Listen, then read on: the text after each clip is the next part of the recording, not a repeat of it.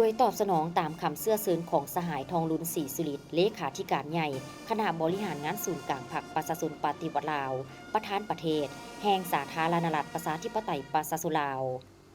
สหายโตลึมเลขาธิการใหญ่คณะบริหารงานศูนย์กลางพรรคคอมมิวนิสต์เวียดนามพร้อมโดยคณะผู้แทนขั้นสูงแห่งสาธารณรัฐสังคมนิเวียดนามได้เดินทางมาเยี่ยมยามรัฐกิจอยู่สาธารณรัฐประชาธิปไตยประชาชนลาวในวันที่5กุมภาพันธ์2026เพื่อสืบต่อเสริมขยายสายพัวพันธมิตรภาพอันยิ่งใหญ่ความสามัคคีพิเศษการร่วมมือหอบด้านและหุ้นส่วนยุทธศาสตร์ลาวเวียดนามลาวให้นับมือนับแตกดอกออกผลยิ่งขึ้น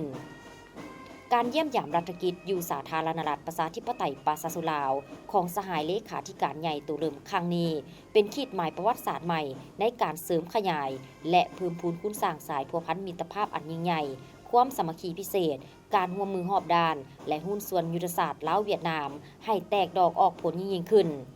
และเป็นคณะผู้แทนขั้นสูงของต่างประเทศคณะทำอิฐที่สาธารณรัฐประชาธิปไตยประชาชนลาวได้ต้อนรับภายหลังกองประชุมใหญ่ผู้แทนทั่วประเทศครั้งที่12ของพรรคประชาชนปฏิวัติลาวสิ่งดังกล่าวเป็นการแสดงถึงความเอาใจใส่และการให้ความสำคัญแบบพิเศษของพรรครัฐเวียดนามที่มีต่อพรรครัฐลาวและเป็นสิ่งยั่งยืนอย่างมีชีวิตชีวาถึงความสามัคคีพิเศษที่หายากของความผูกพันของสองพรรคสองรัฐและประชาชนสองชาติลาวเวียดนาม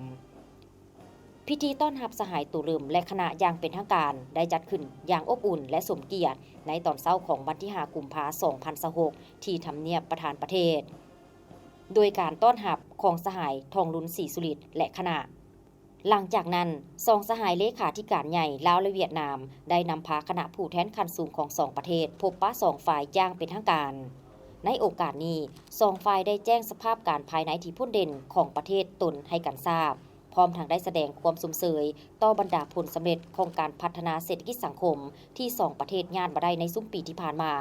โดยเฉพาะแม่นผลสำเร็จของกองประชุมใหญ่ผู้แทนทั่วประเทศครั้งที่12ของพรรคประชาชนปฏิวัติลาวก็คือผลสำเร็จของกองประชุมใหญ่ผู้แทนทั่วประเทศของพรรคคอมมิวนิสต์เวียดนามครั้งที่14ในเดือนมังกรที่ผ่านมานี้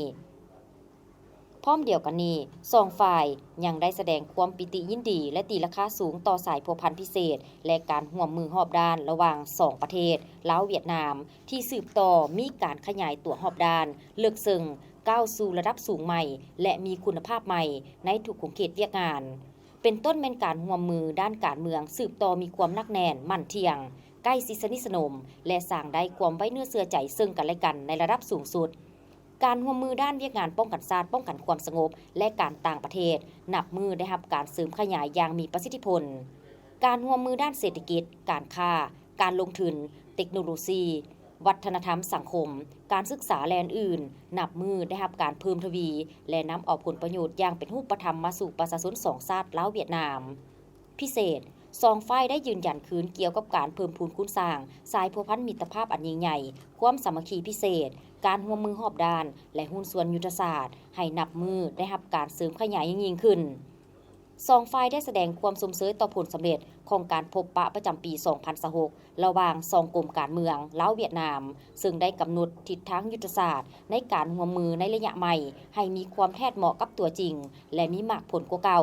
ก็คือผลสำเร็จของกองประชุมครั้งที่48ของคณะกรรมการร่วมมือทวีภาคีระหว่างสองรัฐบาลซึ่งได้สร้างบาทเก้าบุกทะลุใหม่ในการสุบยูบรรดาโครงการร่วมมือด้านเศรษฐกิจวัฒนธรรมและวิทยาศาสตร์เทคนิคให้มีความคืบหน้าและนำเอาผลประโยชน์ตัวจริงมาสู่ประชาชนสองชาติให้นับมือนับหลายขึ้นเป็นต้นโครงการท่าเรือวุงอ่างโครงการพัฒนาเส้นทางรถไฟเวียงจันทน์หาท่าแขกหาวุงอ่างโครงการสร้างสายส่งไฟฟ้า500กิโลวัตต์แต่ภาคเหนือของลาวไปหาภาคเหนือของเวียดนามโครงการสร้างเส้นทางมิตรภาพลาวเวียดนามเลียบตามบริเวณชายแดนที่มีความยาวประมาณ200กิโลเมตรอยู่เบื้องลาว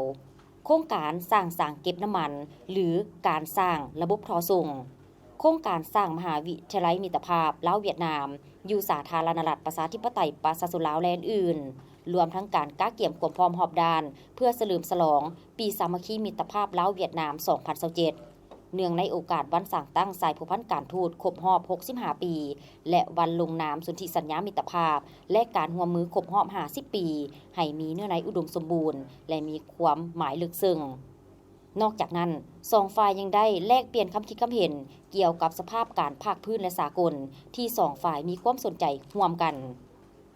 การพบปะสองฝ่ายครั้งนี้แม้นเต็มไปด้วยไมตรีจิตมิตรภาพอันดูดดื่มซึ่งสองฝ่ายได้ตีราคาสูงต่อมากผลอันจบงามของการพบปะดังกล่าวและเชื่อมั่นว่าผลสำเร็จดังกล่าวจะเป็นแห่งสุขยู่อันสำคัญเข้าในการหัดแน่นสายพันธุ์แบบพิเศษที่มี1บ่มี2ในโลกของสองชาติลาวเวียดนามให้แตกดอกออกผลในระดับใหม่ที่สูงขึ้นกว่าเก่า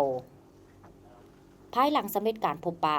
สหายทองลุ้นศรีสุริตและสหายตุเลิมได้เข้าร่วมเป็นสักขีพยานในพิธีลงนามเอกสารร่วมมือสองฝ่ายจำนวน6ฉบับคือ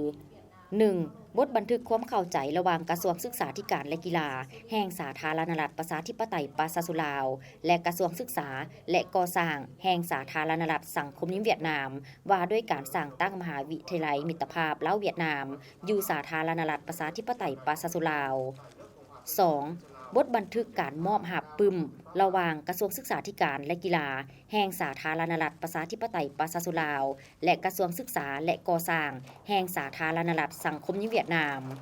3. แผนการร่วมมือปี 2026 ระหว่างกระทรวงยุติธรรมแห่งสาธารณรัฐประชาธิปไตยปาซาสุลาวและกระทรวงยุติธรรมแห่งสาธารณรัฐสังคมนิยมเวียดนาม 4. บทบันทึกความเข้าใจเกี่ยวกับการร่วมมือระหว่างแขวงหลวงน้ำทาและแขวงฟูทอก 5. บทบันทึกความเข้าใจเกี่ยวกับการร่วมมือระหว่างแขวงบ่อแก้วและแขวงฟูทอกและ 6. บทบันทึกความเข้าใจเกี่ยวกับการร่วมมือระหว่างแขวงหลวงพระบางและแขวงฟูทอก